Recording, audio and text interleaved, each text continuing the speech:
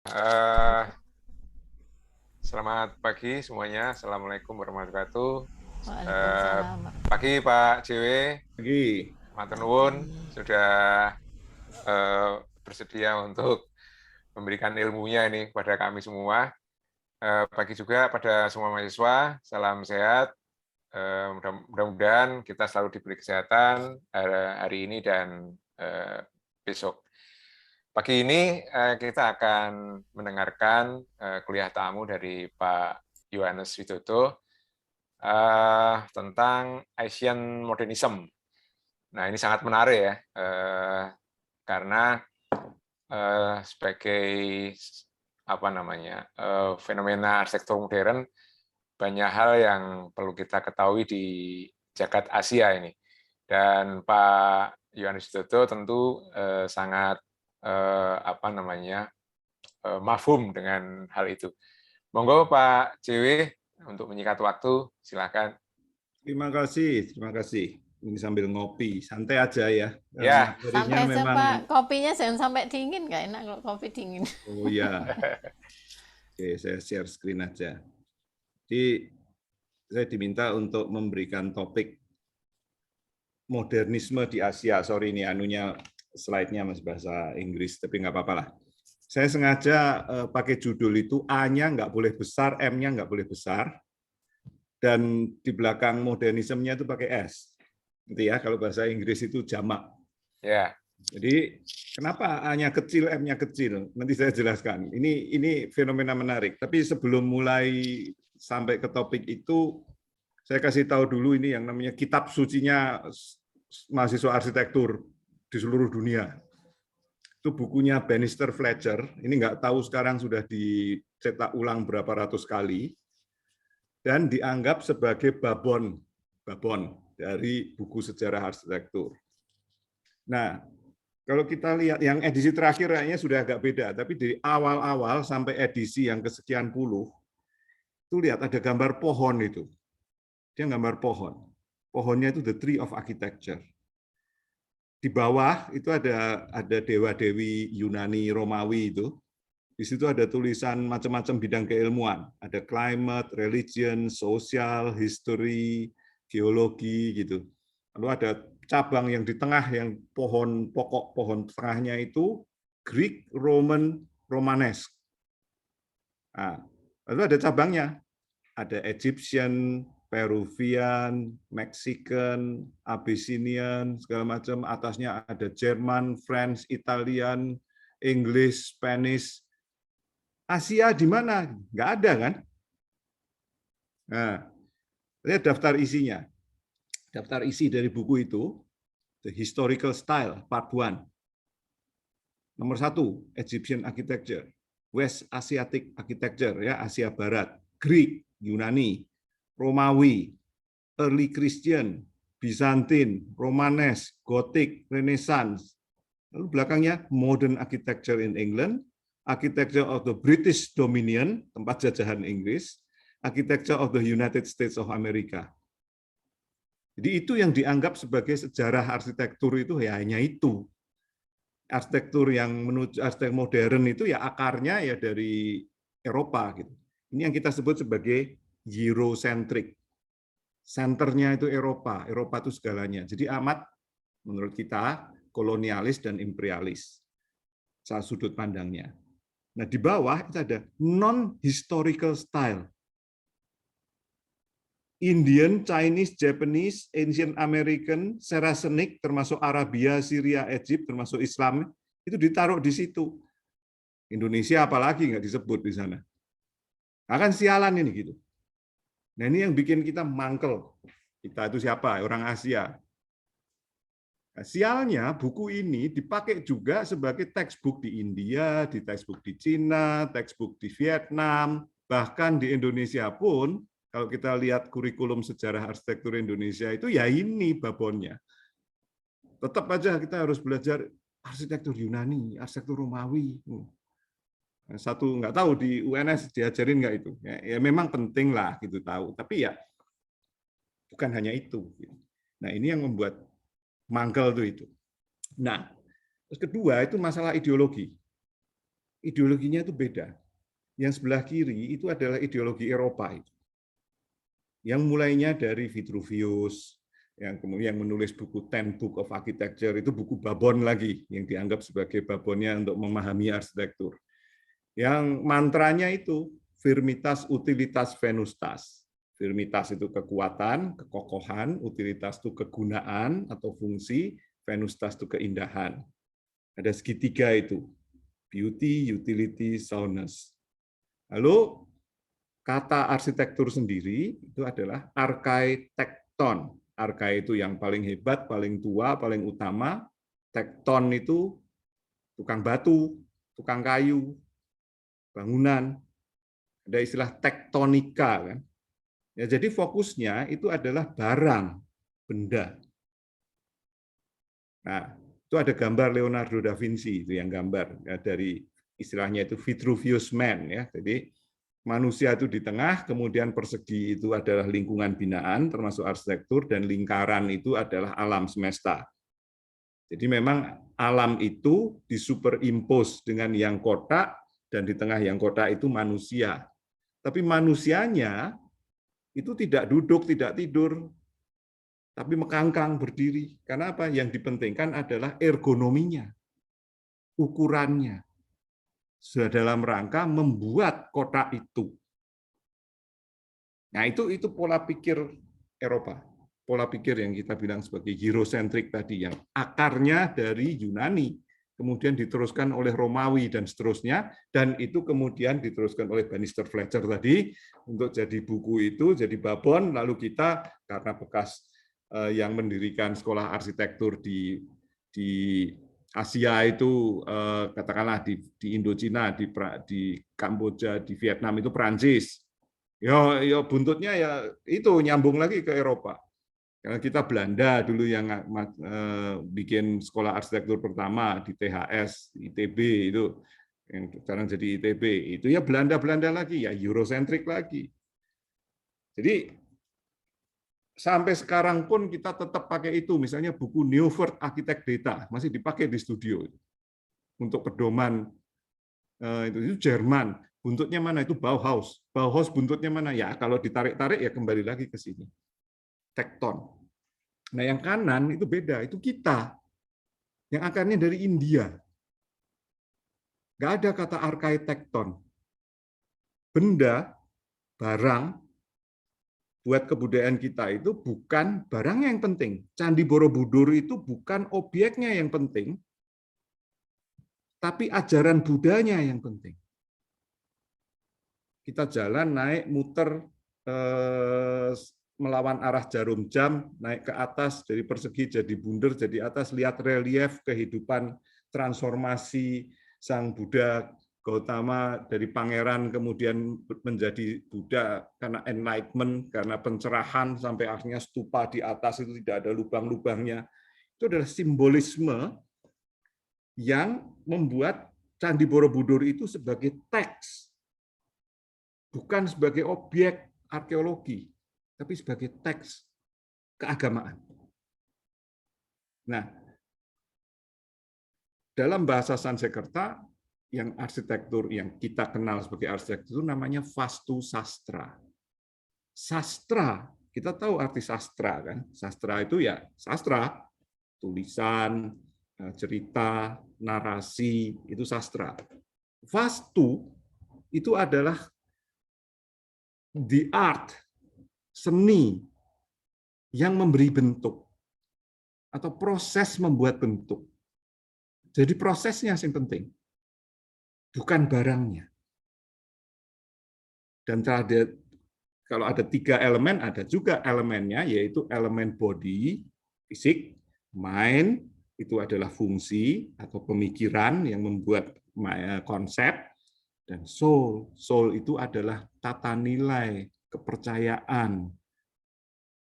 Ya, body, mind, and soul. Itu nggak sama dengan firmitas, utilitas, venustas. Nah, simbolnya apa? Ya gunungan. Itu segitu simbol kita. Yang di tengah itu ada, kalau gambar gunungan, itu ada kolam air atau courtyard. Lalu ada pohon, kan ini gambar pohon juga nih, beda dengan pohonnya Bannister Fletcher tadi. Pohonnya itu hanya sekedar tempat di mana ular, binatang, tumbuh-tumbuhan itu nempel karena menyalurkan makanan dari tanah menuju ke arah langit. Itu adalah sumbu simbolik, istilahnya itu axis mundi, sumbu dari universal yang mengkaitkan langit dan bumi. Nah, semua kehidupan tumbuh dari pohon itu. Nah, di tengahnya itu ada gambar gerbang rumah dan dijaga oleh 2 raksasa. Dan di atas pintu itu ada gambar Bathara Kala, kala. Kala itu waktu, time, history. Jadi ini gambar yang penuh dengan simbolisme yang menyimbolkan inilah yang sebetulnya disebut sebagai arsitektur itu. Wastu sastra. Makanya Romo Mangunwijaya, arsitek, itu menyebut kita namanya bukan arsitek, tapi wastu widiawan. Orang yang melakukan wastu sastra. Nah, itu memang bisa diterjemahkan menjadi geometri. Geometrinya itu ya gambar yang sebelah kiri itu, gambar manusia di tengah, tapi manusia itu sekedar simbol dari hierarki ruang. Hierarki ruang. Kepala itu dianggap sebagai tempatnya soul atau mind, ya. Terus perut itu yang kosong, itu adalah simbol yang ruang yang ada di tengah, dan kaki itu simbol yang kotor. Jadi ada yang kotor, yang netral, sama yang suci. 1, 2, 3 hierarki dari level profan, netral, dan spiritual. Nah, kemudian kenapa mencong ke kanan? Karena di superimpos dengan arah kardinal utara, selatan, timur, barat, matahari terbit, matahari terbenam, timur, barat, utara simbol gunung, selatan simbol air. Ini yang disebut sebagai mandala. Dan mandala itu adalah template dari kota, candi, rumah, dan lain-lain yang mengikuti filosofi ini. Dan kalau kita lihat filosofi dari arsitektur Jawa misalnya, atau bangunan di Melayu, di Sumatera, atau rumah panjang yang ada di Kalimantan, semuanya ikut prinsip ini. Bukan ikut prinsip yang kiri. Yang kiri itu bangunan kolonial, bangunan yang dibikin oleh Belanda, benteng, Kota Lama Semarang misalnya, atau kalau di Solo itu ya kayak Bank Indonesia, gedung apa itu pakai itu. Nah, Istana Mangkunegaran atau Istana Keraton ya, Keraton Solo misalnya ya hybrid itu campuran. Dinahnya segala masih mengikuti prinsip mandala, orientasi kota Solo masih mengikuti prinsip mandala, tetapi arsitektur bangunannya terpengaruh oleh Belanda, terpengaruh oleh prinsip itu, hibrid. Hibrid. Kenapa jadi hibrid? Ya karena konteks kita itu memang konteks yang hibrid. Kita itu ada di satu tempat yang saya sebut sebagai Mediterranean Sea of Asia. Laut tengahnya Asia. Saya nggak mau pakai kata Laut Cina Selatan, bukan punyanya Cina. Jadi nama netralnya itu ya Laut Tengah, Mediterranean, ya, laut di tengah itu. Nah, Indonesia itu Nusantara itu ada di sana, dan istilahnya itu dipakai istilah apa? Disitulah muncul arsitektur vernakular, pengaruh dari Hindu, Taois, Buddhis, Islamic, Indian, Chinese, Austronesian, Southeast Asia, European, modernis, campur aduk, nasionalis, segala macam campur aduk, kontemporari campur aduk, dan seterusnya. Kenapa sama terbuka? Kita menyerap semua unsur-unsur itu. Dan itu yang membuat kita menjadi modern. Jadi modernitas kita itu bukan karena revolusi industri. Itu datang belakangan. Bukan karena beton, bukan karena baja, bukan karena kaca, seperti yang diajarkan di textbook arsitektur modern yang kita impor dari Amerika atau dari Eropa yang ditulis oleh penulis-penulis bule itu. Itu selalu namanya modern arsitektur itu mulainya ya dari revolusi industri. Mesin, kemudian penemuan bahan bangunan yang baru, misalnya baja hingga bisa bikin bentang besar, beton yang karena bisa kuat, dia bisa membuat bentuk yang amat bervariasi seperti Le Corbusier misalnya, bisa bikin bangunan tinggi, bisa bikin jembatan bentang besar. Itu yang ada di textbook, tapi kita bukan begitu. Modernitas kita itu berbeda. Modernitas kita itu hibrid. Nah, makanya pada tahun 2001 itu saya dan beberapa teman dari Jepang, Cina, Indonesia, termasuk Pak Yosef Priyotomo juga ikut, dari Thailand sampai India, dari Turki, kita ngumpul-ngumpul di Makau.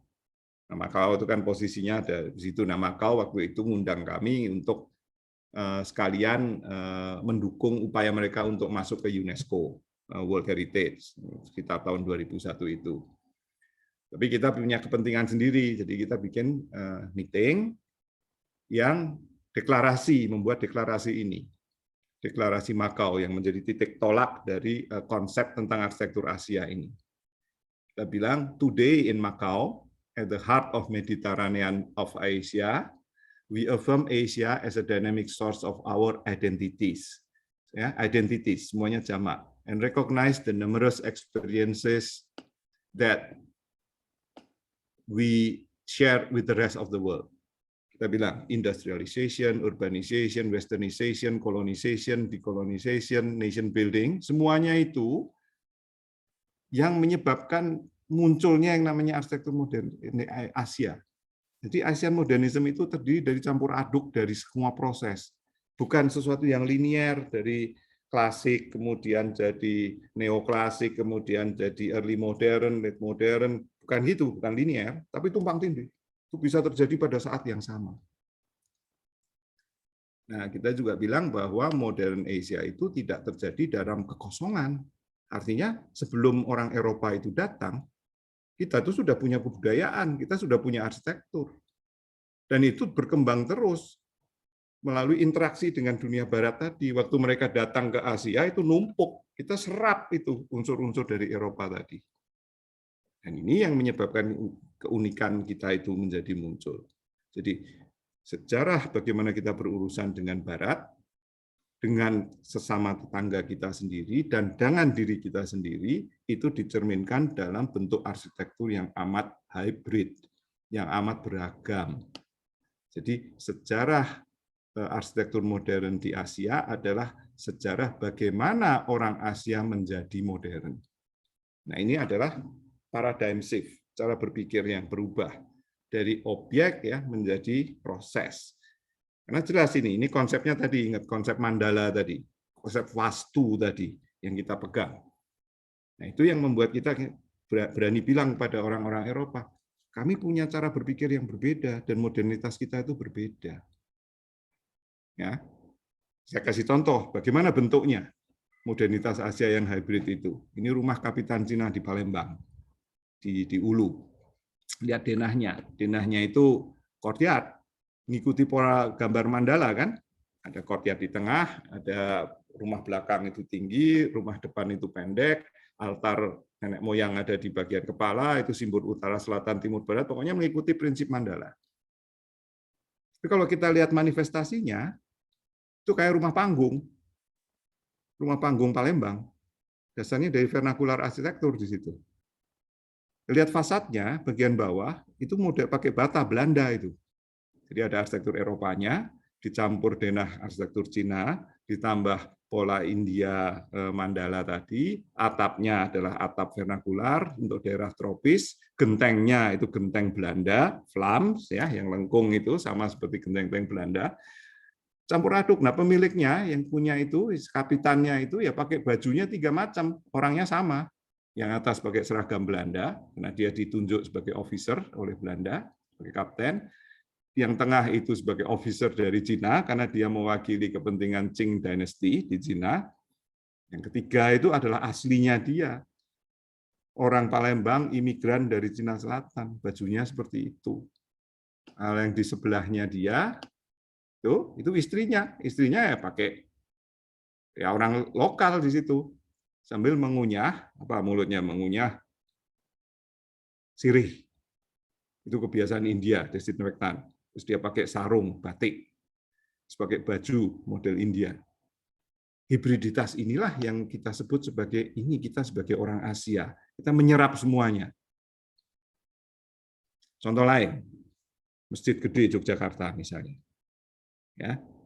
Jelas itu mengikuti pola Kota Yogyakarta. Poros utara selatan, ada alun-alun dan lain-lain. Utara selatannya juga tidak persis utara selatan tapi menceng karena pakai titik pusat Gunung Merapi dikaitkan dengan titik pusat Siti Hinggil, ya. Itu tempat Mangkubumi pertama menancapkan, memutuskan pusat kota itu ini. Nah, dari titik yang sekarang namanya Siti Hinggil itu ditarik garis ke utara, mana puncak Merapi. Ternyata ya kurang lebih utara, ya, ada menceng gitu. Ini mengikuti pola mandala. Nah, pada saat kita membuat masjid gede yang di Kauman, masjidnya keraton, dia tegak lurus terhadap poros tadi. Ya, ternyata memang tidak ngiblat itu. Baru ketahuan belakangan setelah Ahmad Dahlan pulang dari Al-Azhar. Dan dia punya kompas. Dia modern, Ahmad Dahlan pendiri Muhammadiyah, ya. Dan dia membuat perhitungan, bilang, wah ini menceng. Jadi selama sekian ratus tahun itu kita sembayangnya ngadepnya ke Madagaskar gitu, bukan ke Mekah gitu. Nah, dia mengoreksi itu. Nah, koreksinya dengan cara malam-malam dia anak-anak muda bersama temannya bawa cat. Lalu safnya dia garis di atas lantai itu dibetulkan. Mihrabnya dia geser. Sultan ngamuk. Langsung Langgar Kidul yang punyanya Ahmad Dahlan itu dibakar oleh Sultan dan pengikut-pengikutnya. Ya, pokoknya terjadi konflik itu. Tapi apa yang dilakukan ini, kita bisa melihat adanya suatu proses hibridisasi. Karena si Masjid Gede itu tidak dibongkar sampai sekarang. Ya, tetap aslinya begitu.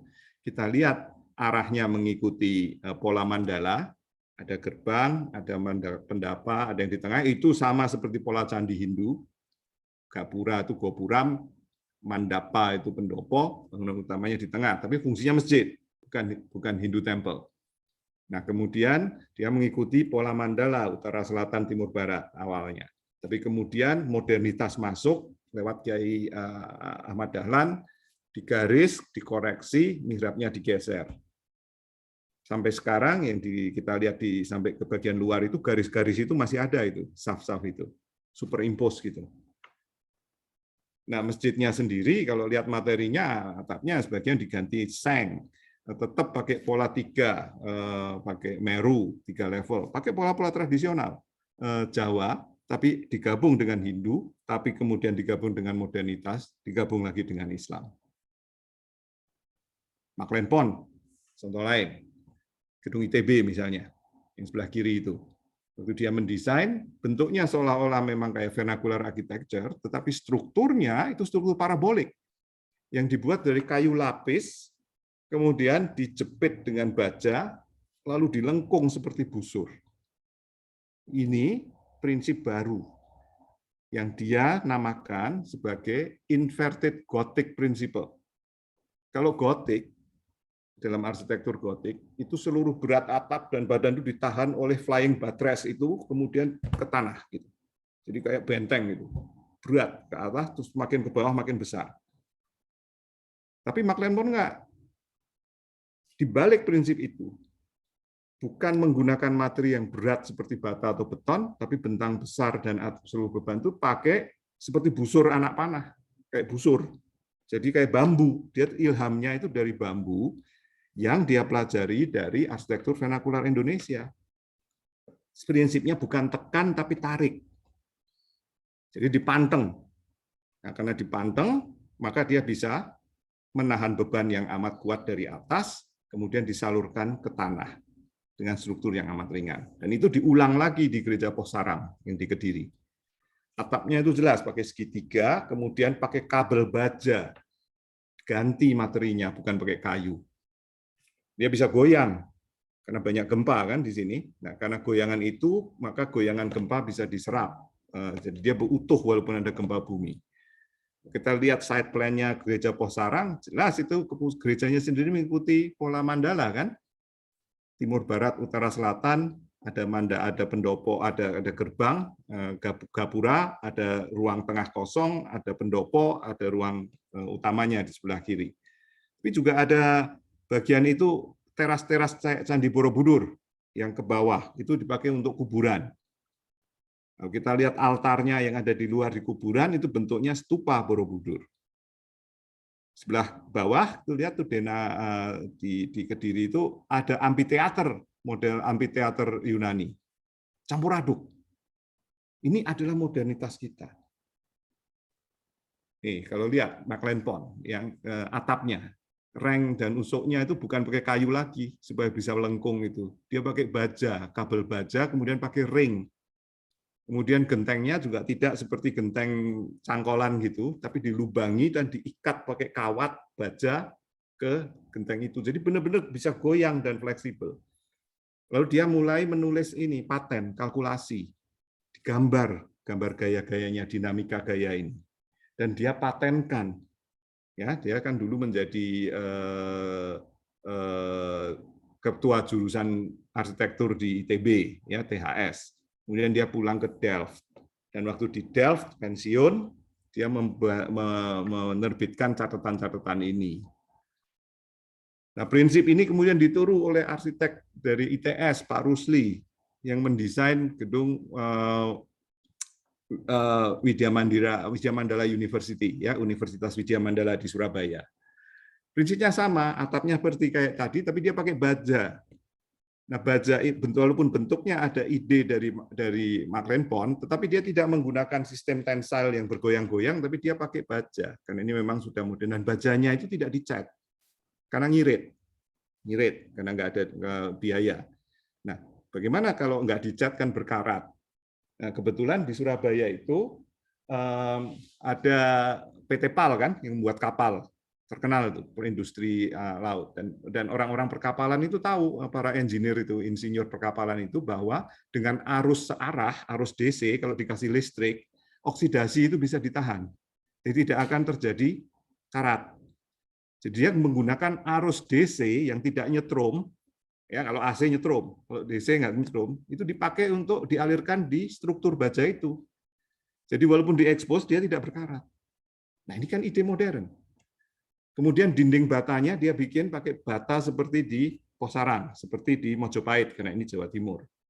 Tapi karena dia tropis, dia bikin supaya cross ventilasi yang terjadi, pakai cahaya alami dan lain-lain.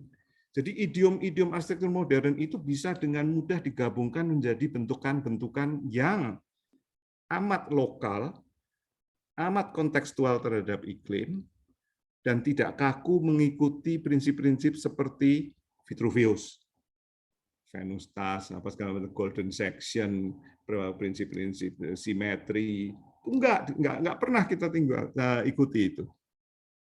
Nah, kemudian ada orang namanya Freoto. Freoto itu terkenal yang bikin arsitektur tensile di Stadion Olimpiade di Munich misalnya. Dan dia tahun 2015 menang Pritzker Prize di arsitektur. Waktu dia muda, tahun 51, Freoto ketemu Maklen Pond di Den Haag. Karena dia sedang bikin riset sebagai mahasiswa. Omong-omong dengan Maklen Pond yang sudah pensiun. Lalu dia belajar dari Maklen Pond tentang prinsip tadi, oret-oretannya Maklen Pond itu dia pelajari. Dan setelah itu dia praktekkan, dia menjadi arsitek besar. Nah, Maklen Pond dari mana idenya? Idenya itu dari Indonesia. Dari Candi Borobudur, relief-relief di candi itu, dari Mojopahit, dari bambu, dari Sumatera, arsitektur vernakular Indonesia.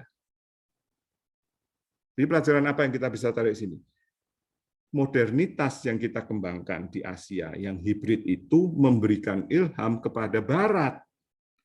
Jadi kita, Indonesia itu mempengaruhi perkembangan arsitektur Eropa, arsitektur modern dunia, arsitektur kontemporer. Nah, tapi siapa yang pernah dicerita tentang begini di textbook kita? Kan enggak. Mungkin kalian juga baru dengar dari saya bahwa sistem tensile termasuk yang dipakai di masjid yang di Madinah. Itu idenya semua itu dari Freoto. Freoto itu kalau semua yang tensile structure itu asalnya dari mana? Asalnya itu ya dari ilhamnya dari Gereja Posaran, dari gedung ITB, dari relief yang ada di Candi Borobudur, dari arsitektur vernakular Indonesia, dari konstruksi bambu. Kalau ditarik naik mundur itu begitu. Nah, bagaimana dalam hal perumahan? Oke, ini contoh Singapura misalnya. Tuh kondisi Singapura tahun 50-60 tuh kayak begini, runyam gitu. Sehingga mulailah proyek yang namanya public housing. Nah, perumahan rakyat yang pertama itu SIT flat tahun 65, itu bentuknya seperti apartemen kayak gini. Ini apartemen modern. Tapi lantainya cuma 4, dia nggak pakai lift, karena walk up apartment, karena ini perumahan murah. Dan dia punya di depan itu namanya kaki 5, 5-foot way. Itu kan selalu kalau kalau ada shop house di sini itu selalu ada kaki 5-nya. Itu diulang lagi di sini, lalu kemudian ditumpuk-tumpuk ke atas. Jadi tipologi yang dikembangkan ini sebetulnya berdasarkan arsitektur vernakular urban yang umum, shop house yang ada di Singapura, di Malaysia, di Medan, itu jadi ide untuk mengembangkan bentuk arsitektur modern streamline seperti ini. Dan walaupun arsitekturnya modern, tapi kultur orang yang di sana ya tetap aja orang Cina di situ, tetap aja ada ritual, tetap aja ada perayaan keliling-keliling untuk memperingati ritual tertentu. Sehingga terjadilah gini, transplantasi dari ide-ide yang di Eropa modern sebagai bentuk dalam perumahan, misalnya dari Bauhaus, itu memang langsung dikopi dari sana, diterapkan di Singapura. Lihat, sebelah kiri itu misalnya itu perumahan di Berlin, sebelah kanan itu di Singapura. Bentuknya sama, konsepnya sama. Itu yang namanya Siedlung. Siedlung itu blok, kemudian apartemennya 4 lantai, kemudian apartemennya di bangunan itu ada yang gede, ada yang kecil, di mix, jadi orang yang kaya dan miskin, dan yang nyewa atau yang pemilik dicampur jadi satu.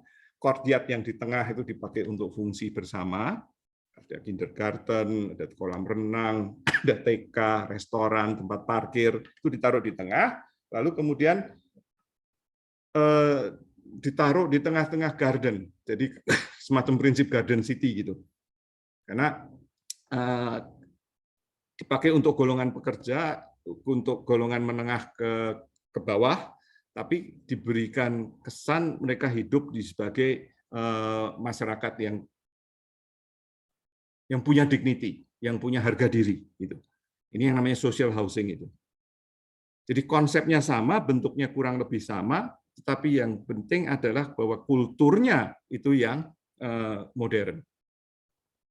Kemudian ada slum yang terbakar, dan dari slum mereka dibangun perumahan-perumahan baru, seperti ini, flat yang datang ke atas, tapi flat ini tidak sama seperti flat yang dikembangkan oleh Le Corbusier di Eropa. Flat yang ada di Singapura itu seperti kayak rumah kampung yang susun, lihat tuh jemuran itu tetap aja pakai bambu. Kalau pada lift itu hanya berhenti bukan setiap lantai. Kalau yang aslinya dulu itu hanya berhenti setiap 4 lantai. 4 lantai stop, 4 lantai stop, 4 lantai stop. Karena apa? Karena ini adalah bentuk dari shop house yang ditumpuk-tumpuk.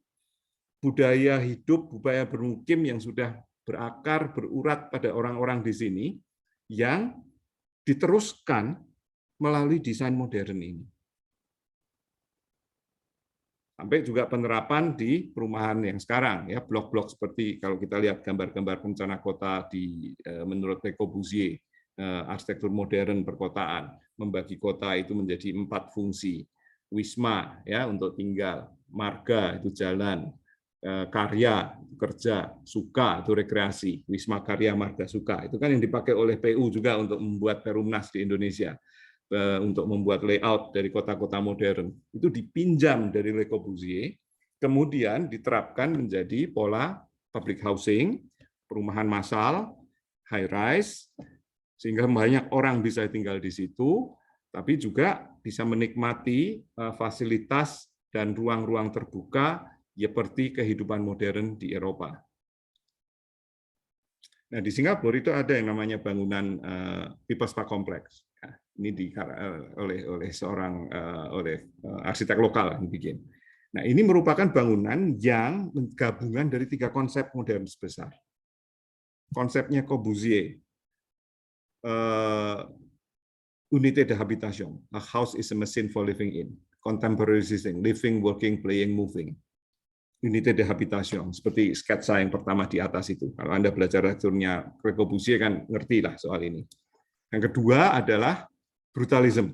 Itu ada movement tahun 50 di Eropa, dari Prancis terutama, yang menggunakan beton expose untuk menunjukkan expression dari functionality, seriousness, kejujuran. Itu namanya brute. Jadi brutal bukan brutal kasar ya, tapi brutal itu brute dalam arti konkret, beton.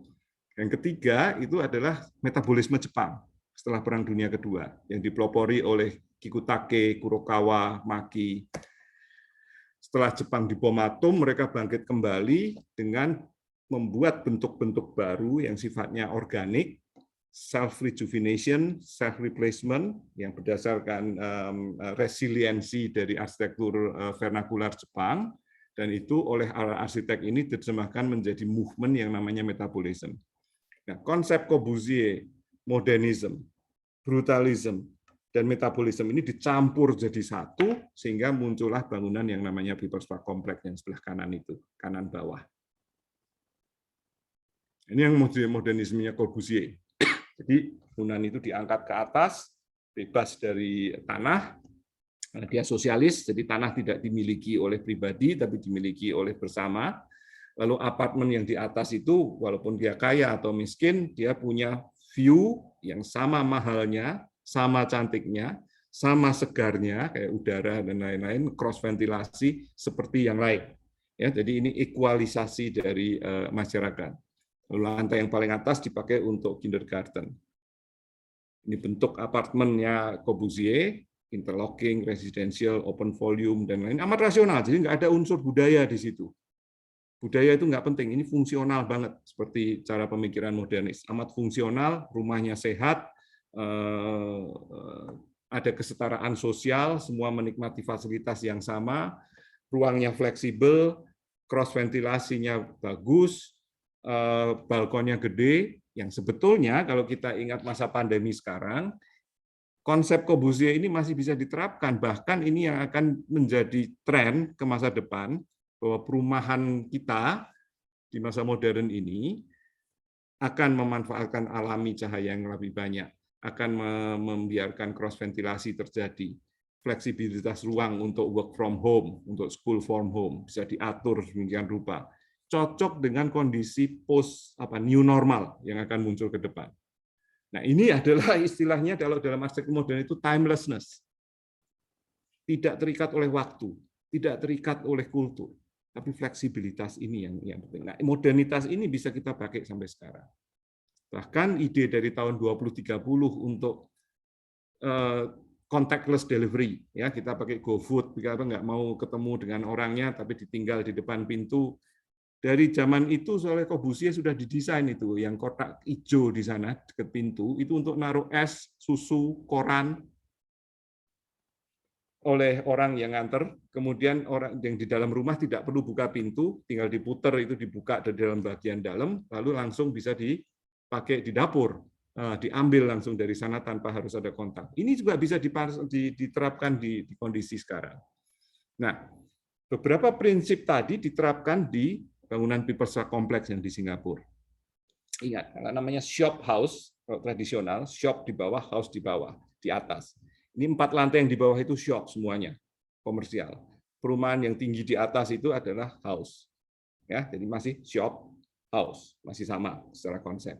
Lalu kita lihat bangunan house-nya yang di atas, itu setiap 4 lantai ada sirkulasi, 4 lantai sirkulasi, 4 lantai sirkulasi, 4 lantai sirkulasi. Jadi kayak shop house tradisional yang ditumpuk-tumpuk, kayak prinsip yang lain. Lift berhenti di setiap lantai keempat.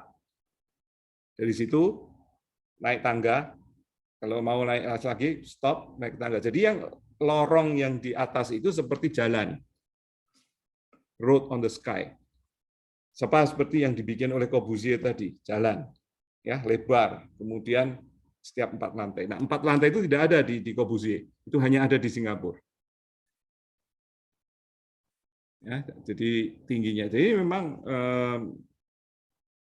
apa yang diciptakan di sini sebetulnya adalah penerjemahan dari konsep modernitas Corbusier, seperti saya ulang tadi, materinya dari beton expose, makanya disebut brutalis, dan yang ketiga adalah metabolis. Nah, metabolisme itu terjemahannya adalah yang disebut sebagai ruang, city room. atrium yang didesain di daerah komersial itu idenya berasal dari Chinatown. Suasana jalan di Chinatown, kehidupan yang ada di Chinatown. Ya, bentuknya itu city room, itu layoutnya, itu bangunannya berupa kolom, struktur, grid. Kios-kios yang masuk di sana itu tidak menggunakan struktur fix, tapi dari kios-kios yang bisa di plug and play. Jadi kayak motherboard, terus komponen-komponennya bisa dicabut, kayak Lego. Nah, ini seperti prinsip yang terjadi di Chinatown. Banyak kios-kios yang dengan tenda-tenda tidak permanen, semi permanen, itu yang berderet-deret sepanjang jalan. Nah, kemudian jarak antar kolom itu sama dengan jarak dinding shop house yang ada di Chinatown Singapura, yang ada di seberangnya. Jadi irama dari letaknya kolom sesuai dengan irama yang ada di permukiman yang tradisional. Di shop house di depannya. Tingginya dari ruangan itu 4 lantai kurang lebih. Jadi skala, ritme, kemudian fungsi, kemudian manifestasi dari struktur, itu persis dikopi dari yang ada di Chinatown, tapi diterjemahkan menjadi satu bentuk arsitektur yang baru dengan material yang baru. Sehingga orang kalau jalan dari Chinatown di shop house itu kemudian nyebrang masuk People's Park Complex, ke dalam ruang ini, tidak terjadi sesuatu yang terputus, satu yang menerus. Nah, inilah yang membedakan dari arsitektur di Eropa, modern yang di Eropa, yang seperti konsep Corbusier, yang amat kaku, amat fungsional. Kalau di sini enggak, hybrid.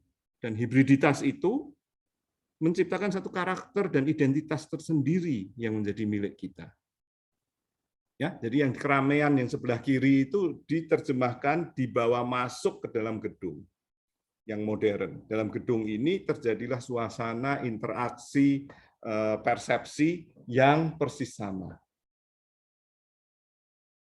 Ya, itu.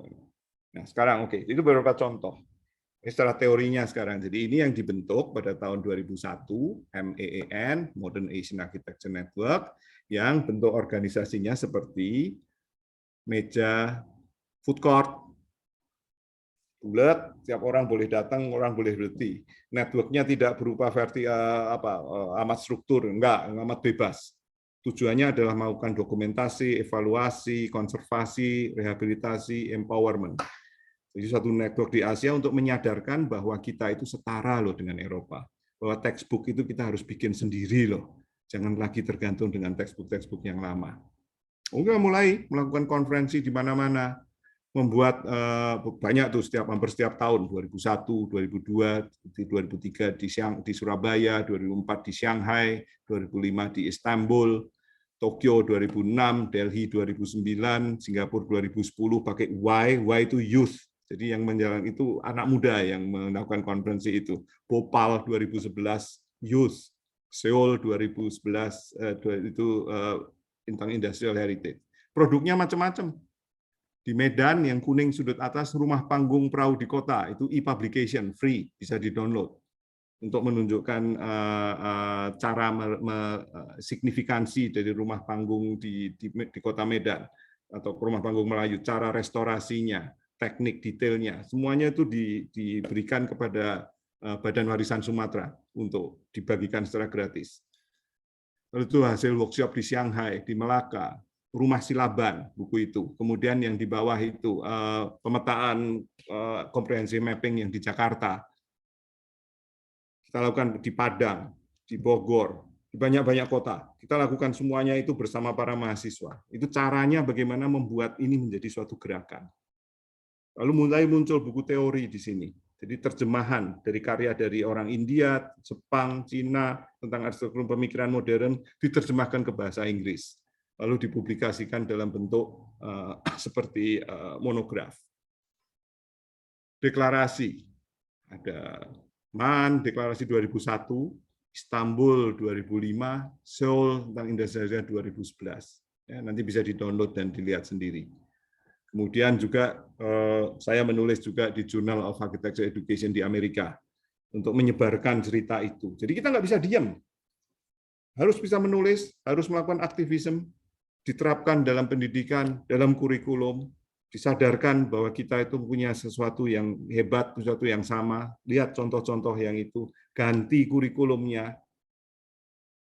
Bahkan sekarang diskursus ini sudah sampai ke level bahwa Docomomo yang tadinya amat Eurocentric, pada tahun 2003, karena kita ketemu juga dengan mereka di Chandigarh dan bersama orang India, dan mereka mulai terbuka matanya, orang-orang Eropa itu, mereka menerbitkan edisi khusus Modernisme in Asia Pacific. 2017, Docomomo Jurnal 57, itu bisa di-download, itu free, ya, bisa diisinya. Docomomo edisi khusus Modern Southeast Asia. Kemudian yang edisi nomor 63 itu Februari 2020, Tropical Architecture in Modern Diaspora. Ya, kita bisa menunjukkan bahwa sebetulnya kita sudah bisa mulai, sudah bukan hanya mulai, kita sudah setara dengan Eropa. Kita sudah tidak perlu lagi menggunakan buku-bukunya Bannister Fletcher. Boleh itu dilihat, tapi jangan dijadikan kitab suci lagi, jangan dijadikan panutan lagi. Sudah banyak yang kita bisa hasilkan dari terbitan itu. Bahkan Jerman tahun lalu 2021 mengundang dari Jakarta, dari Singapura, dari Kamboja untuk datang ke Berlin untuk melakukan pameran, melakukan seminar, bahkan dilanjutkan dengan penerbitan jurnal khusus Contested Identities ini di dalam bahasa Jerman tentang identitas dan arsitektur di Southeast Asia. Dan ini menunjukkan bahwa sebetulnya kita harusnya mempunyai suatu kebanggaan sendiri. Makanya saya dorong teman-teman di LSAI untuk mendorong, untuk memproduksi. Kalau misalnya LSAI itu hanya sejarah, teman-teman lain seperti Adianto misalnya dan teman-temannya kayak yang muda-muda kayak Setiadi Sopandi, seperti banyak yang di UI, dimana mulailah untuk menulis buku-buku teori arsitektur Indonesia, teori arsitektur Nusantara, bukan hanya sejarahnya tapi teorinya. Banjirilah dunia itu dengan karya-karya kita. Dan sudah banyak buku yang terbit menyangkut ini. Satu misalnya Non-West Modern Past, Architecture Modernistis 2011. Itu dosen di NUS, dosen muda di sini. Genealogy of Tropical Architecture, Colonial Network, Nature and Technoscience. Kemudian Southeast Asia Modern Architecture, Question of Translation, Epistemology and Power. Itu semua ditulis oleh penulis muda dari Asia Tenggara. Itu yang di Kamboja, yang di bawah itu, yang di tiga di atas itu dari Singapura, yang di bawah itu dari orang Kamboja. Kemudian Malaysia sudah terbit. Kemudian Setiadi Supandi keluar buku Silaban, serialnya. Sudah banyak buku-buku yang kita bisa pakai untuk menggantikan semua buku-buku kuno yang tidak sebetulnya sejalan dengan filosofi kita, bukan menceritakan sejarah kita sendiri. Dan diakhiri dengan Masiana Project yang saya terakhir ini untuk updating, itu adalah konsepnya adalah piramid terbalik untuk mengulangi MEEN yang tadinya sudah terlalu tua, 2001 sampai 2020 itu sudah 20 tahun. Nah, ini untuk memperbarui itu 2015 sampai 2020 kita lakukan peremajaan, melakukan sekali lagi dokumentasi, terutama untuk mendorong penulisan teori. Jadi penulisan teori itu dilakukan oleh anak-anak muda di bawah 40 tahun, dari Kamboja, Indonesia, Myanmar, Singapura, Vietnam, Thailand, Malaysia, Laos, Filipina, Brunei, ASEAN, makanya ASEAN, M-nya modern, A-nya kecil, Asia di belakang. Didukung oleh organisasi-organisasi yang besar yang sudah banyak bergerak di situ, MAN, ICOMOS, Docomomo, Civil Society, dan lain-lain, duitnya dari Japan Foundation, Toyota Foundation, dan sponsor kayak semacam crowdfunding gitu, untuk membuat anak-anak muda ini bisa menghasilkan karya-karya dari Asia sendiri, regenerasi. Dan memang muncul itu yang hasil dari konferensi tahun 2016 itu bicara soal katalis, Pioneers of Modern ASEAN Architecture.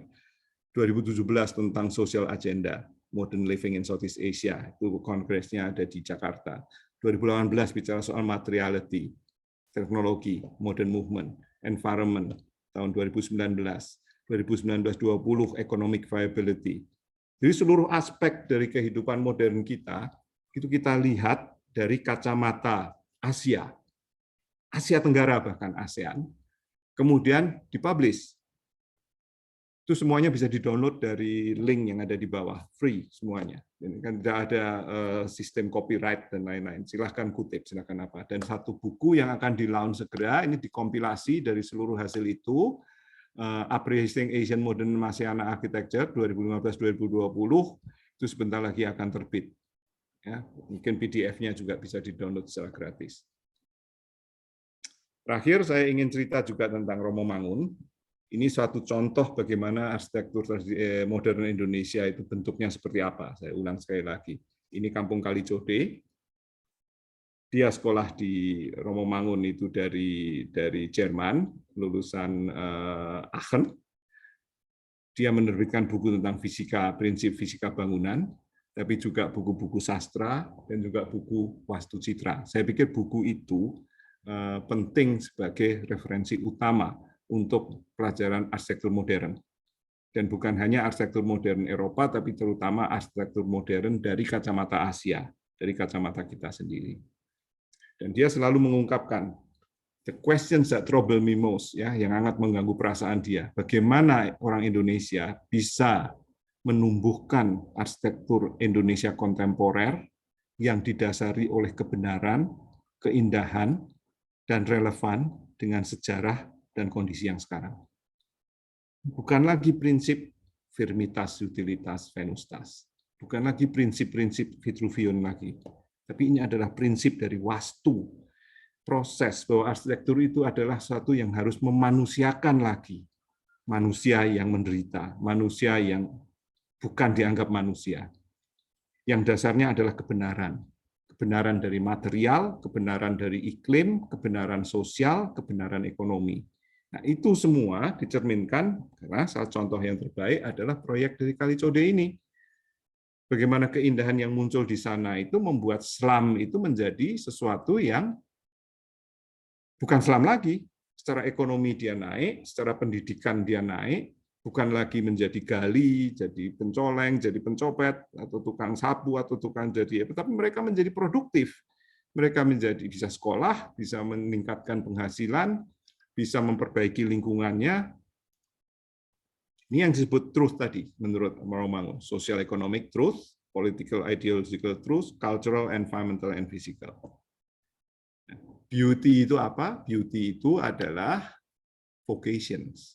Vocation, co-create, secara bersama-sama menciptakan bersama masyarakat, bersama kelompok, bersama seluruh orang, bukan hanya egosentrisme si arsitek.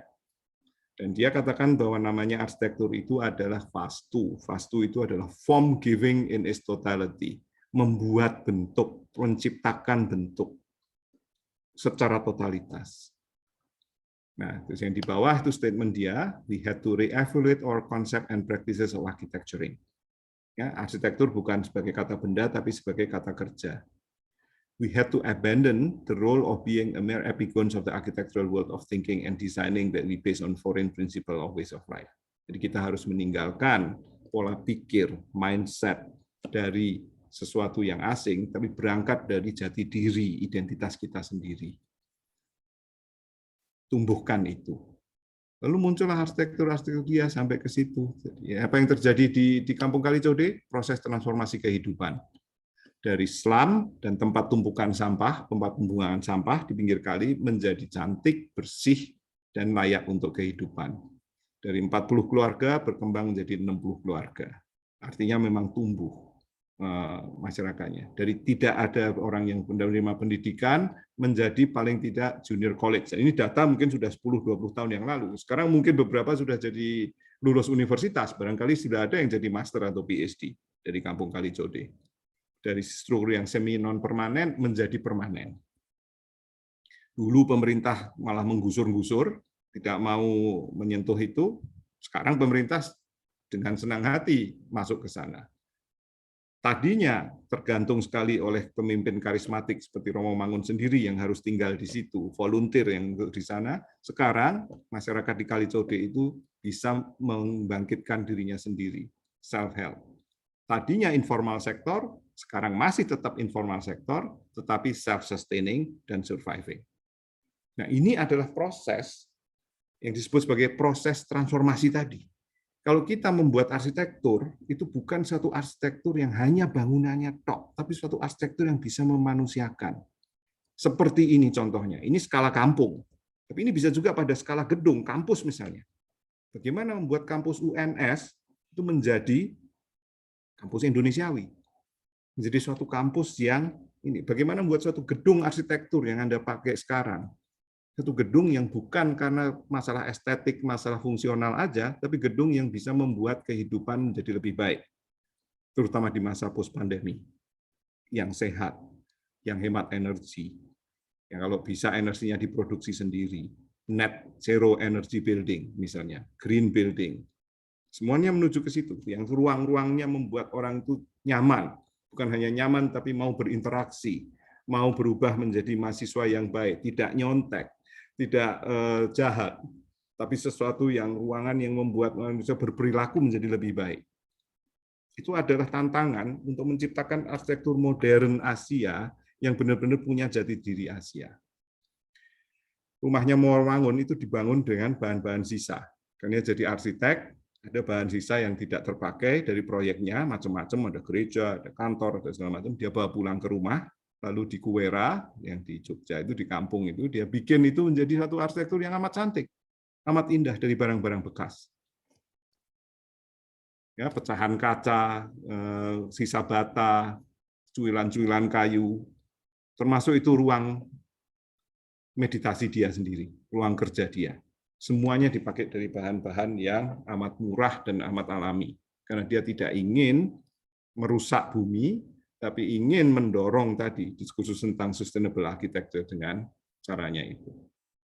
Dan inilah kata-kata yang dia pakai bahwa arsitektur itu adalah ya berdasarkan ini beauty radiates from truth, kebenaran itulah yang akan membuat kecantikan, bukan dibuat-buat lewat golden section, bukan dibuat-buat lewat simetri atau prinsipnya Vitruvius lagi, tapi muncul dari dalam, muncul dari kesadaran spiritual. Oke, jadi itu kurang lebih pendapat saya, cerita saya tentang itulah modernitas kita. Sesuatu yang memang berangkat secara alamiah dari jati kita sendiri, bukan sesuatu yang diimpor dari luar. Boleh impor dari luar, kita serap, tapi kita jadikan Indonesia. Oke. Terima kasih, Pak.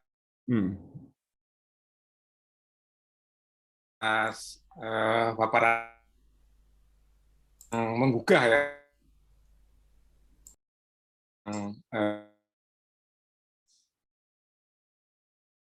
Pak Dewi ini, lalu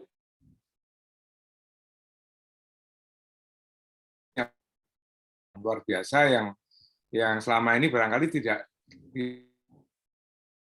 uriu. Pak JW telah menyampaikan sesuatu yang harus kita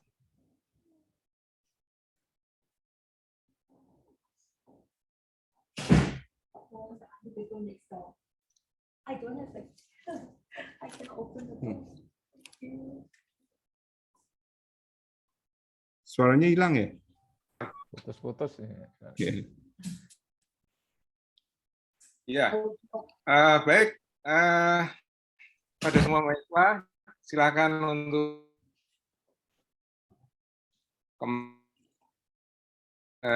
mumpung kita diberikan lihat tamu oleh Pak JW ini, tentu banyak hal yang bisa kita konfirmasi, tanyakan ke beliau. Monggo silakan semuanya.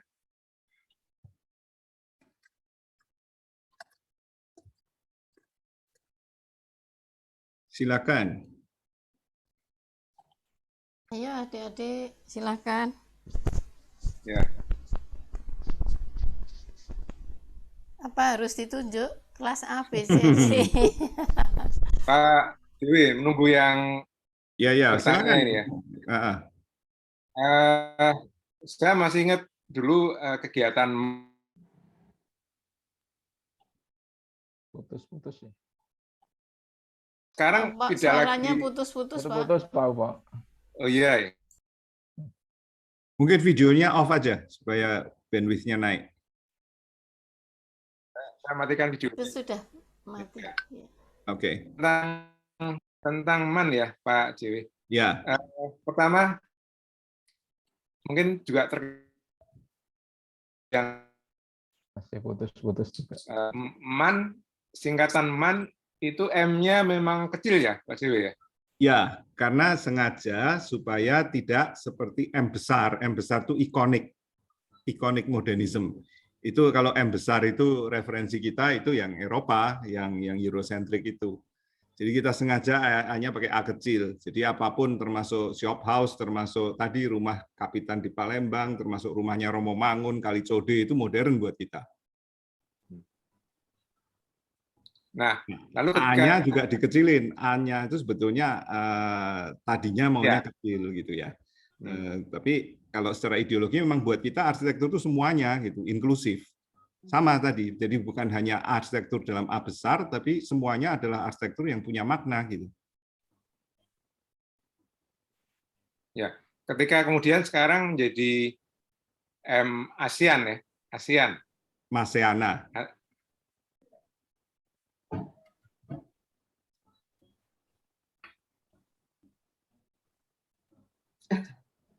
Putus lagi.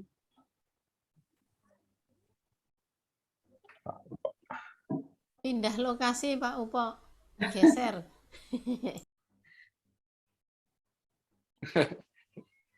Naik Ya. ke atap. Oke, mungkin. Silakan mahasiswa untuk menyampaikan pertanyaan.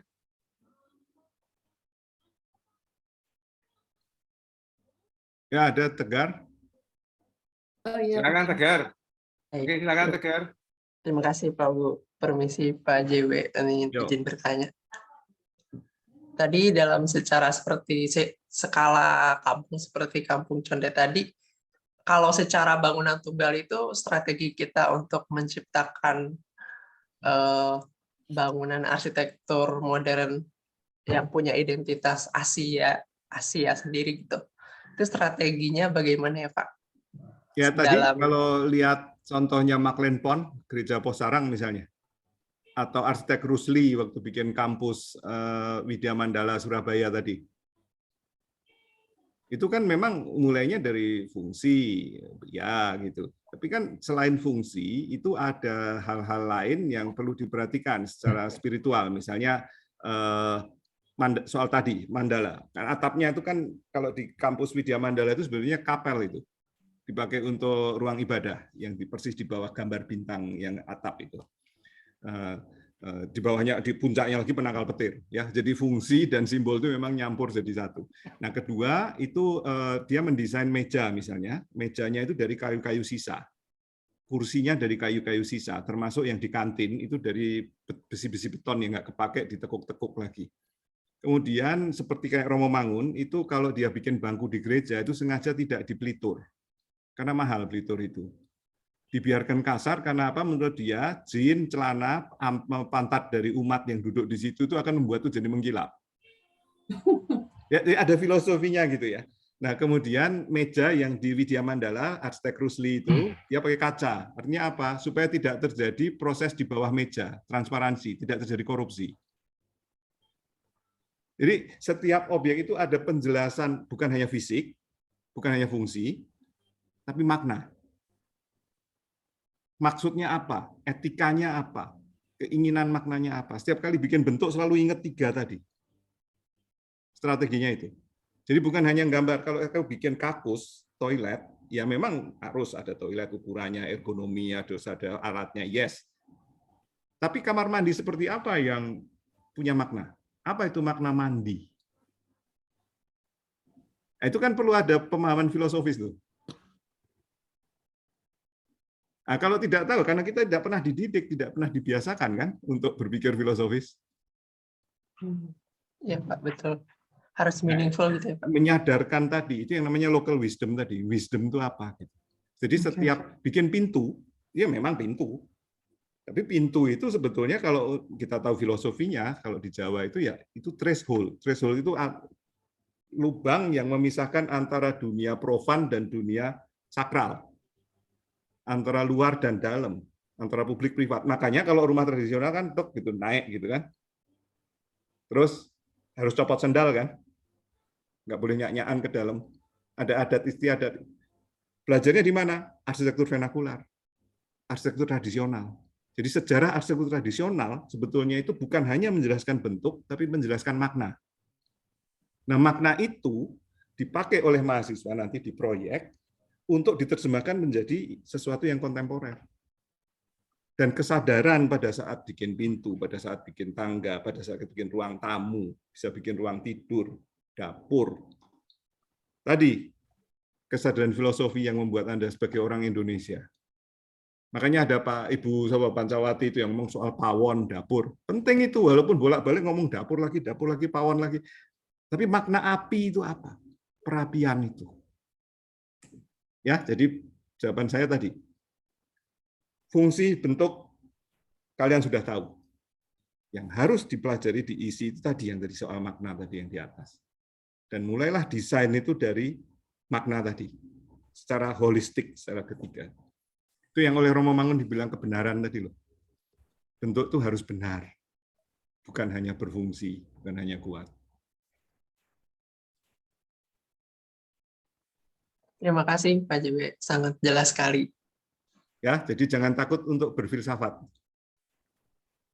Value-mu apa? Nah, itu yang value-nya diterjemahkan. Dan itu yang dipertanggungjawabkan di sidang. Terkadang kalau saya pribadi sejauh ini masih terpaku ke fungsi itu sendiri sih Pak. Jadi sebelum Pak JB menjelaskan itu, sebelumnya berpikir ini fungsinya apa, tapi nggak berpikir maknanya itu bagaimana. Gitu. Iya. Ya, bentuknya ya menjadi cangkang tok, nggak hilang, nggak ada soul-nya kan, nggak ada nyawanya kan. Arsitektur itu adalah proses untuk membuat nyawa, memberi nyawa kepada materi, pada ruang. Terima kasih Pak. Yo. Silakan buat yang lain.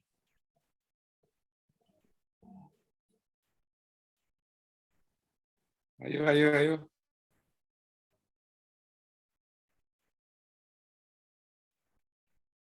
Sambil menunggu yang lain, Oh ya, Pak Siwi. Ayo, monggo. nah, Jadi terkait dengan ASEAN modern tadi yang hybrid ya, hybrid.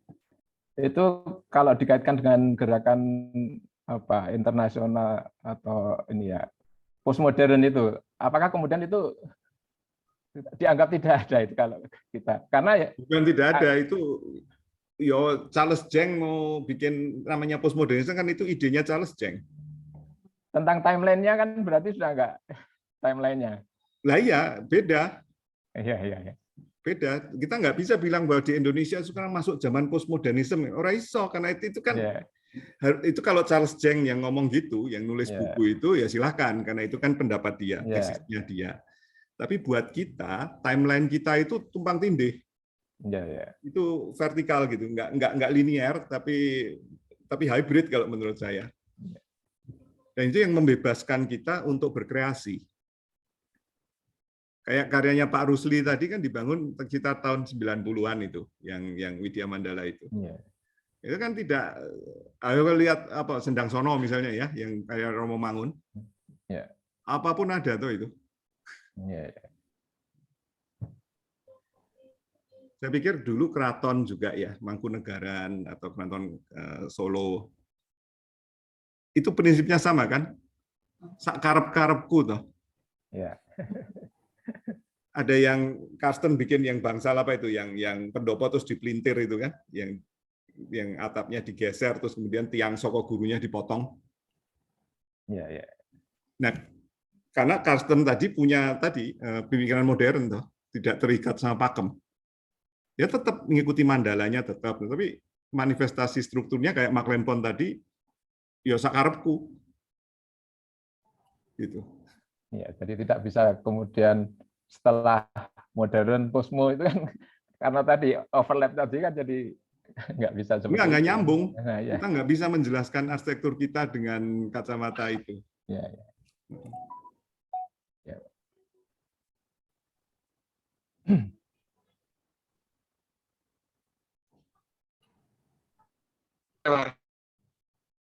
Halo Bang Mar. Cukup ya, cukup. Oh iya, matur nuwun. Silakan, ada yang lain?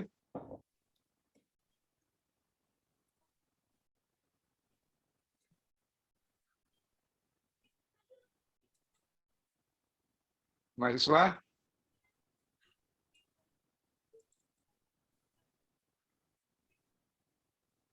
Halo semuanya. Kenapa? Aryo nggak nanya? Nanya? Boleh tanya Biasanya proyek kalau apapun. Monggo. di teori arsitektur yang sering tanya Tegar, Gunawan, Dito, Haryo Dito ya. Wisnu. Iya, Gunawan, Wisnu. Ya, saya tunggu tulisannya, jangan takut Oh ini menulis. yang barusan menang. Oh Wisnu. Ya, Wisnu silakan Wisnu. Yo, Wisnu. Permisi Pak Johannes, Yo. saya mau tanya. Tadi kan dijelaskan bahwa yang menciptakan keindahan dalam arsitektur itu adalah dari dalam arsitektur itu sendiri, seperti pada bangunan apa tadi.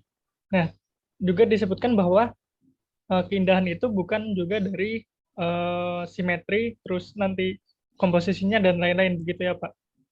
Ya, kayak rumahnya Romo Mangun tadi. Iya Pak, itu Pak, yang rumahnya Rawamangun. Nah, kemudian yang saya masih bingungkan di sini itu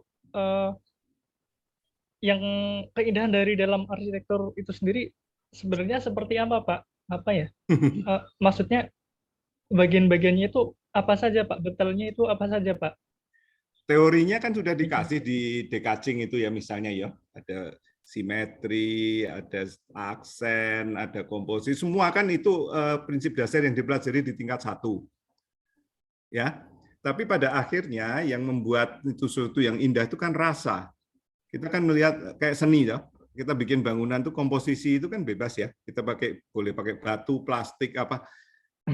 Tergantung kayak Romo Mangun tadi sikapnya. Materinya itu apa? Dia nggak sengaja belanja kan, nggak sengaja beli beton, nggak sengaja. Tapi dia pokoknya ada sisa-sisa kumpulkan di rumahku. Nah sekarang dari sisa-sisa itu dia mulai pandengin gitu. Ini oh enaknya untuk jadi apa? Ini jadinya genteng, ini oke, ini jadi kerawang. Nah, salah satu pemenang itu kemarin dari IAI Award yang di 2021 itu ada yang finalis yang 20 itu ada tempat di Bandung, tumpukan runtah. Ada kayu, bata, genteng, ada ratusan yang nggak kepake. Lalu buat apa sama dia? Dia bikin arsiteknya itu si Oki, udah meninggal, dia arsitek Unpar, meninggal muda ketabrak. Tapi dia bersama temannya itu bilang sama yang punya, oke kita jadikan sampah ini jadi sesuatu, jadikan kafe. Jadi genteng ditumpuk-tumpuk jadi tembok. Kemudian sisa kayu disusun-susun jadi kayak struktur untuk atapnya. Nah itu bagus gitu. Ya bagusnya gimana ya harus dilihat. Makanya Anda kan bikin maket, bikin model 3 dimensi, itu untuk menunjukkan bahwa orang lain juga setuju bahwa itu indah.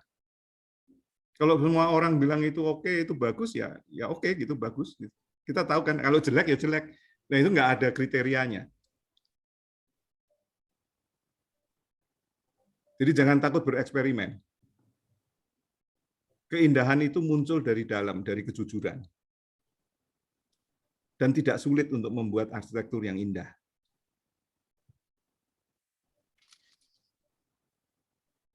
Karya seni kok itu. Art. Calatrava aja kan namanya struktur, dia nggak bikin apa, dia strukturnya aja bisa indah kan, Santiago Calatrava. Misalnya kayak yang di stasiun subway yang di Ground Zero di New York itu, kayak tulang-tulang gitu, kayak seperti tulang burung elang yang jatuh dari langit. Tapi skalanya besar, dia bikin jembatan aja bisa bagus kok. Gitu. Jadi dia bukan arsitek. Calatrava. Silaban itu bukan arsitek, Pak Silaban. Dia tidak pernah sekolah arsitektur. Le Corbusier itu tidak pernah sekolah arsitektur. Dia bukan arsitek. Dia itu pematung, pelukis. Dan dia belajar arsitektur dengan cara jalan-jalan. Mengunjungi ke Akropolis, kemana, keliling gitu. Mark Lenpon, ya dia pendidikan arsitektur di Delft. Tapi dia juga belajar arkeologi. Sukanya jalan-jalan. Jadi textbook dia itu bukan di perpustakaan. Textbook dia itu di lapangan. Jadi untuk bisa tahu keindahan itu apa, jalan-jalan. Lihat, oh ini enak, ini bagus, ini indah. Lalu pelajari apa yang membuat itu jadi indah. Itu textbook yang sesungguhnya. Oh ini jelek. Oke, kalau saya nggak akan ulangin ini. Ini nyebelin. Ini nggak bagus. Ya. Ini berbahaya. Nah itu kita belajar dari kehidupan. Ya, jadi jangan takut gitu. Corbusier aja bukan arsitek bisa jadi begitu. Pak Silaban aja bukan arsitek bisa begini. Kebetulan temannya Soekarno ya. Jadi dia rezekinya banyak dia. Dia bisa bikin monumen nasional, bisa bikin Masjid Istiqlal, bisa bikin Bank Indonesia. Dia hanya lulusan pendidikan vokasi, sekolah teknik, STM, dan belajar sendiri.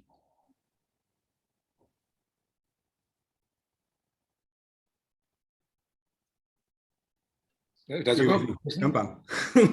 Gampang atau susah? Menambahkan lagi, Pak. Oh iya, silakan. Bahwa ini, Pak, untuk keindahan itu kan sifatnya subjektif ya, Pak. Nah, kalau ini saya mau konsul aja, Pak.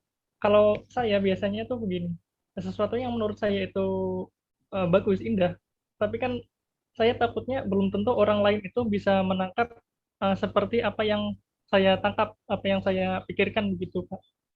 Oke, klienmu siapa? Seorang ibu rumah tangga, Pak. Nah, dia bilang seneng enggak sehingga gue dibayar atau enggak? Misalnya. Kalau dia happy, kamu tidak dituntut di pengadilan dan dia bangga ke semua tetangga ngomong-ngomong, berarti berhasil kan? Nah, kalau ada tetangga yang nggak suka, ada orang lain yang bilang, oh desainnya elek, terserah. Tapi mayoritas minimal yang punya rumah itu puas. Sama seperti orang bikin penjahit baju toh. Kita beli baju, kita beli apa kan puas banget tuh dia pakai ini yang pakai itu karena dia milih-milih. Kalau orang lain bilang wah itu elek, selera. Ya, karena subjektif tidak jadi soal. Nggak usah takut. Kalau menurutmu bagus, menurut klienmu bagus, dan klienmu bangga, dan kebanggaan itu nanti kan kalau misalnya bangunan umum itu mau keluar di cover di koran misalnya, atau kamu pasang di sayembara, terus jurinya yang entah dari mana itu bilang ini dapat award. Nah, itu adalah pengesahan bahwa karyamu itu memang top gitu. Tapi kalau 100% orang bilang itu jelek, ya jelek. Ya. Ya ada lah prinsip misalnya jangan sampai membahayakan, jangan sampai mengganggu mata atau apa ya, mengganggu penglihatan, polusi.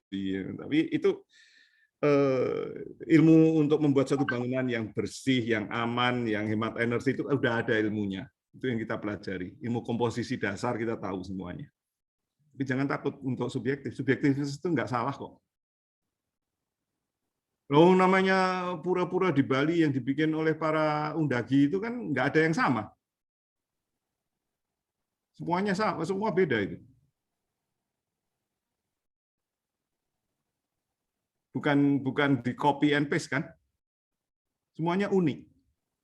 Semuanya subjektif. Kampung di Kalicode itu nggak ada yang sama tuh rumahnya. Semua beda-beda. Sebentar.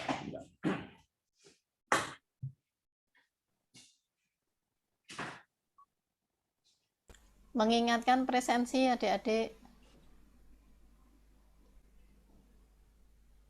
Ayo siapa lagi, Rama dan sebagainya. Ini sampai jam berapa Bu Ovi? 9:30 ya, Bu? Oh Pak. Iya. Jam 9:30 berapa? ya? 9:30. Sorry. Harus buka pintu. Ada lagi? Ya, silakan. Nah, terima kasih Pak Johannes Widodo atas penjelasannya. Yo, monggo. Oke, Wisnu. Masa, mana Masa? Masa ya? Ini ada mahasiswa kami yang barusan menang sayembara, Pak Jiwin. Sayembara apa? Hebat. Ya, Masa mana Masa? Halo Masa. Ya, halo Pak. Ya, ayo, kamu komentar. Ya, saya cukup tertarik yang tadi sih Pak, yang di kampung itu yang merubah dari tadinya. Kamu bisa buka video nggak? Supaya Pak Dewi tahu wajahnya. Ya, coba sebentar ya Pak. Angkatan 2020 ada 2 kan, Masa dan Iza ya? Iya. 2020 berarti tingkat 1, tingkat 2? 2. Oke. 2, Pak. 2. Ya. Yang mengadakan Universitas sayembara rumah kalau salah ya. Nggak apa-apa, nggak usah pakai video juga nggak apa-apa. Oh iya. Nah, cakep kok. Maaf tidak pakai background ya, belum. Nggak perlu, alamiah justru. Kalau untuk berkomentar, Silakan, Masa. Bagaimana? Ya, monggo. Oh, ya. Kalau disuruh berkomentar, saya tertarik yang tadi sih Pak, yang terakhir itu yang mengubah lahan tadinya tempat yang kotor itu jadi bisa ditinggali oleh warga yang banyak itu salah satu ya hal mulia dari arsitektur juga gitu, dan menurut saya itu juga sebuah tindakan yang luar biasa gitulah, di mana bisa, kalau menurut saya bisa dikatakan arsitek itu juga bisa menjadi pahlawan gitu. Berarti kan gitu, arsitek itu kan profesi ya? Iya. Profesional toh. Nah, profesional, kata-kata profesional itu berasal dari kata profes. Profes itu adalah melakukan deklarasi atau membuat sesuatu, menyatakan sesuatu kebenaran. Nah, akar kata dari profes itu bisa menjadi profesor. Bisa jadi profesor, bisa jadi profesional. Sama, akarnya itu profes. Dan satu lagi, akar dari profes itu menjadi kata profet. Nabi.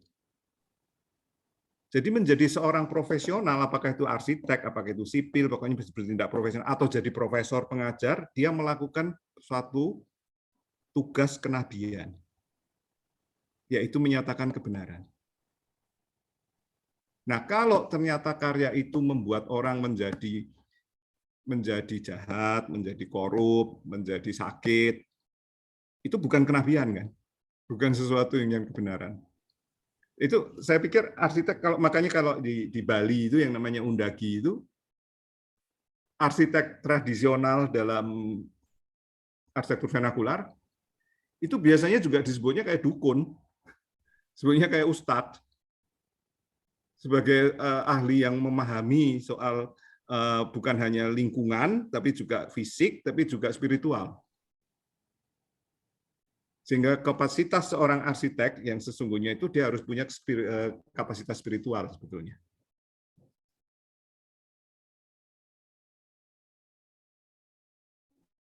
Jadi, nek kowe dadi arsitek itu sekarang tuh proses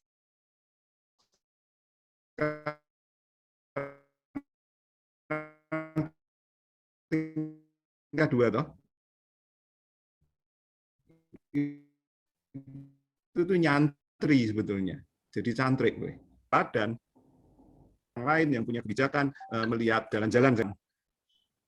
Nah, arifan itu adalah bagian dari tadi, kalau kita lihat pendidikan arsitektur itu 3 ya. Kognisi,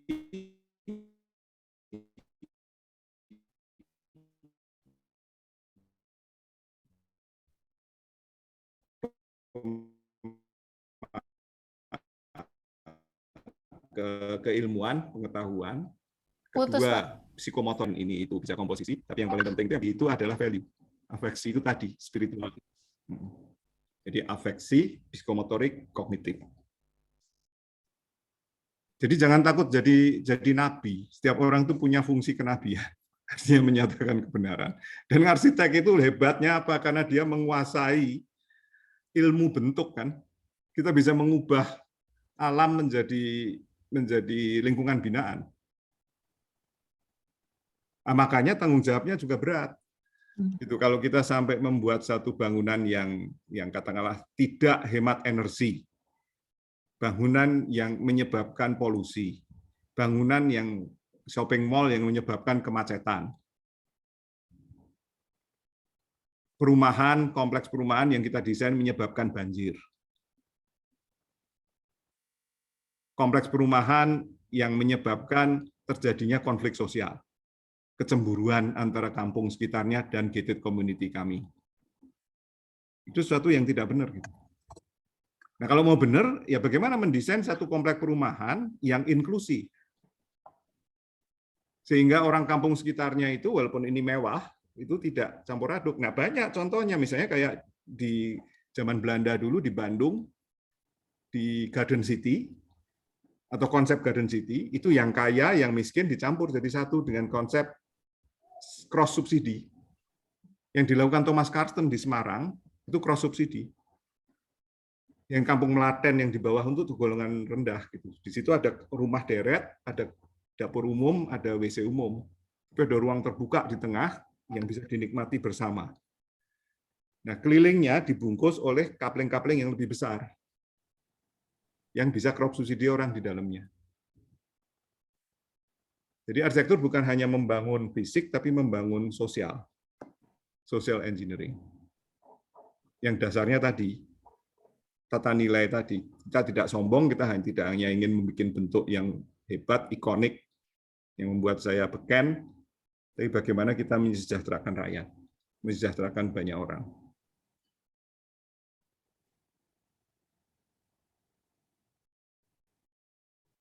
Ya, jadi seorang arsitek itu sama dengan menjadi seorang pastor, jadi seorang ustadz, jadi seorang haji, sama.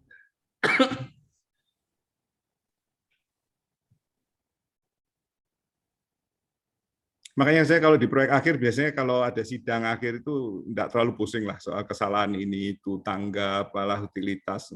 Kita memang belum punya pengalaman. Yang paling penting di mindset tadi, pola pikir itu yang dites.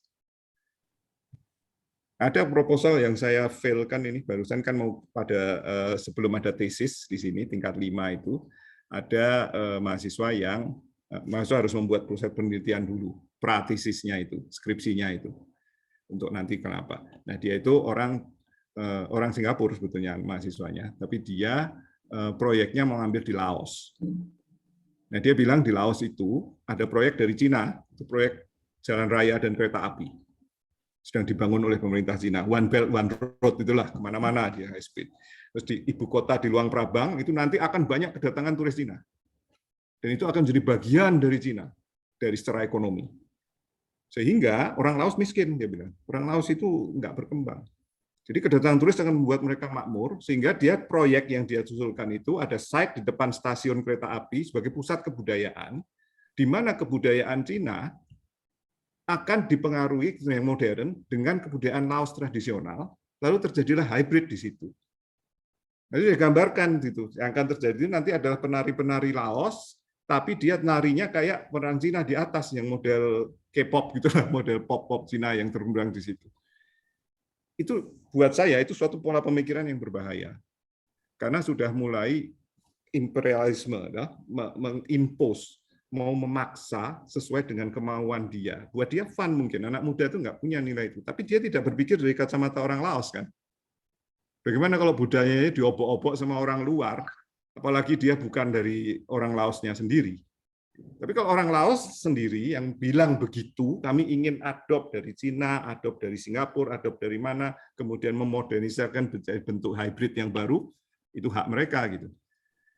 Tapi kalau seorang arsitek dari Singapura kemudian bilang bahwa orang Cina, kebudayaan Cina itu akan saya campur kemudian untuk mengubah kebudayaan Laos, itu sikapnya diktator, sikap yang maksa gitu.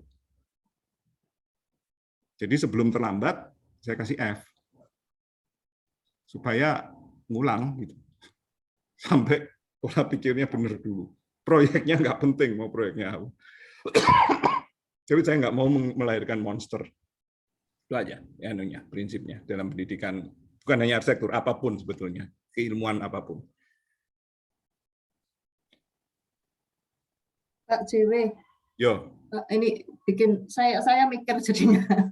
Ini jadi sebetulnya dalam profesi apapun kita harus bertanggung jawab gitu ya intinya ya.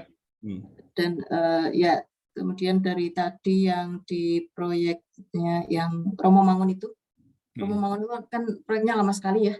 Ya. Dan itu bisa berhasil mengangkat. Cuma terus saya jadi mikir kalau yang kayak kasusnya Romo Mangun itu kan terus bangunannya dicat-cat itu, terus diklaim oleh yang di Judipan Malang itu Kampung Pelangi itu, mereka katanya yang Romo Mangun itu. Tapi levelnya kan ini beda banget gitu, Pak. Itu dibajak itu.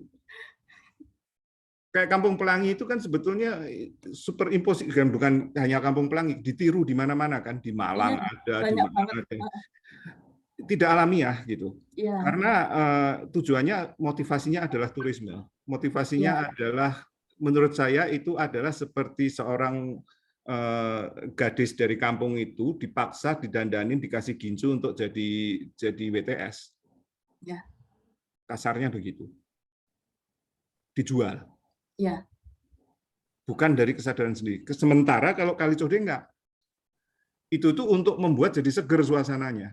Yang ngecat tuh mereka sendiri, soal KB, pas ada bola dunia, ya Piala Dunia, oh ini pendukungnya Brasil, terus dia cat Brasil sendiri. Itu ekspresi dari penduduknya sendiri. Nah, catnya sendiri adalah sumbangan volunteer.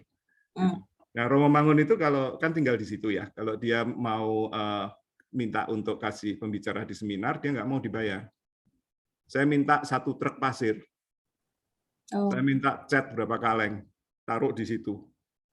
Di pinggir jalan, karena nggak bisa masuk. Nah, nanti penduduk sendiri yang ngangkutin itu ke dalam.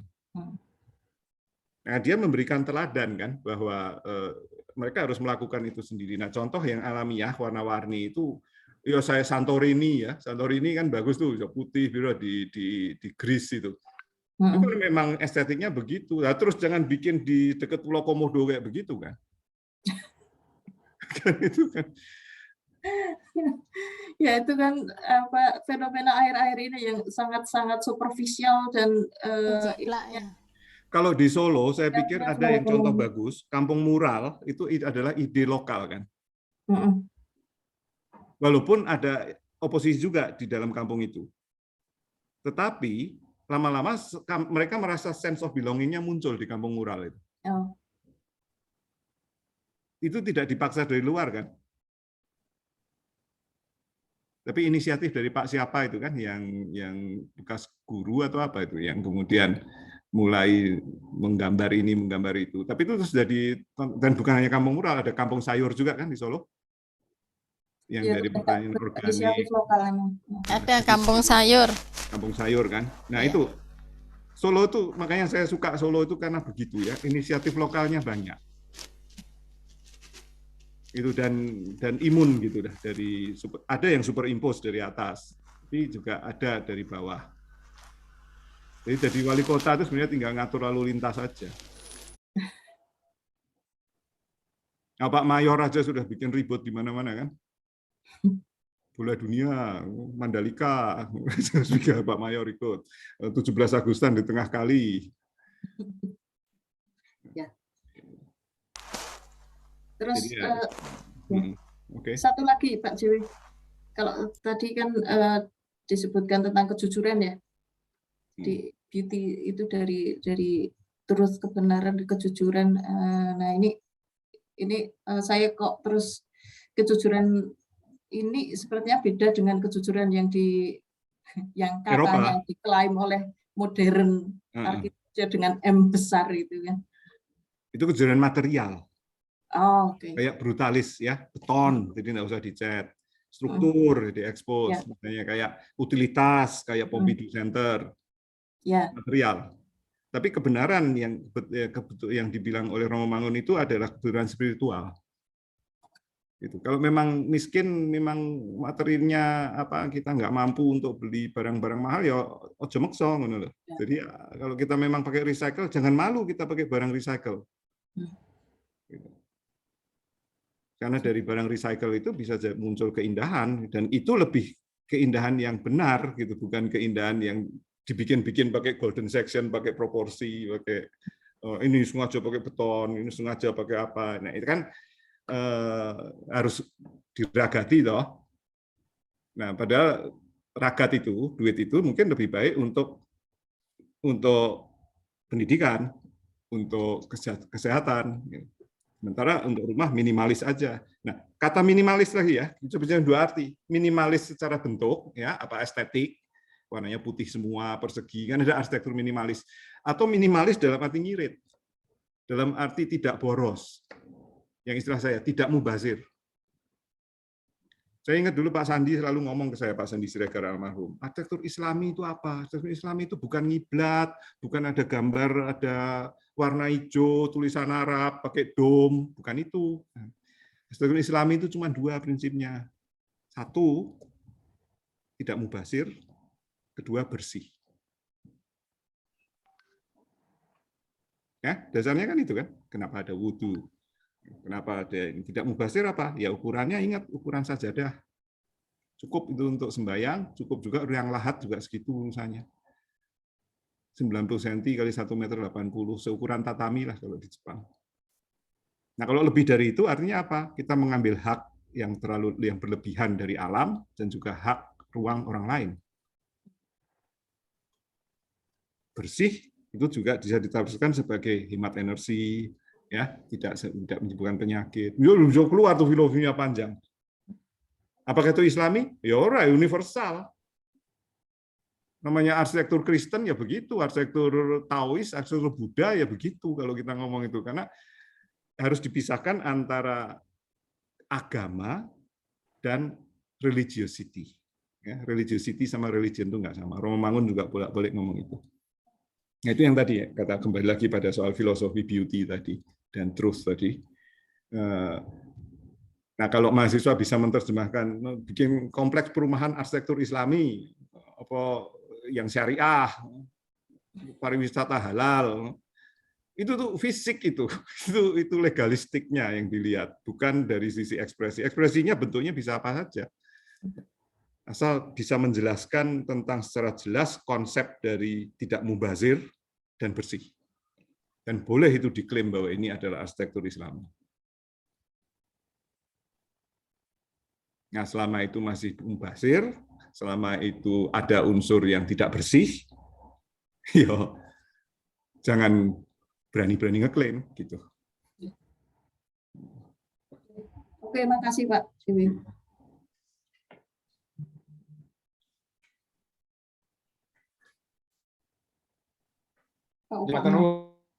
Ya, jaringannya lagi buruk nih, nggak bisa. Ya, hujan mungkin, banyak gangguan cuaca juga. Nggak terasa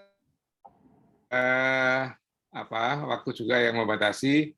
Terima kasih sekali Pak JW yang telah memberikan pengetahuannya yang bagi kami sangat membelakangkan perhatian kami semua terkait dengan potensi arsitektur yang selama ini barangkali tidak ya benar. Sebelum kita open video sebentar pada semuanya,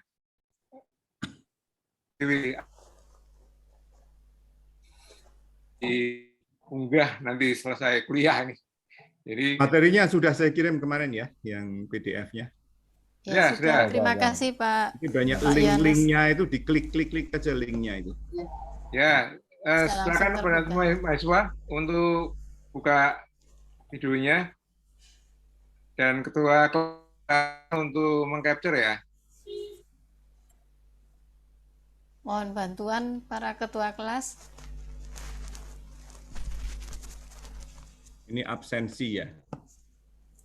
Nah, Bukti. jadi absensi Ya. harus ada bukti ini ya.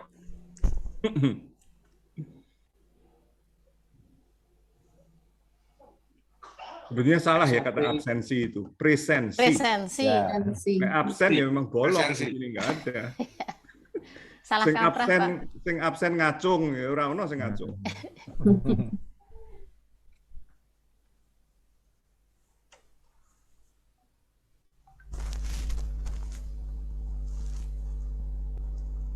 Sudahkah? Belum, itu masih pada Oh, masih. masih proses.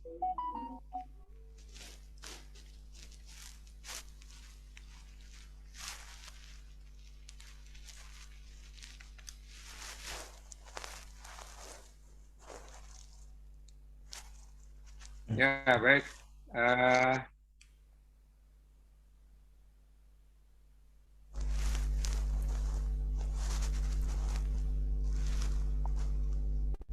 Sudah, Pak, Bu.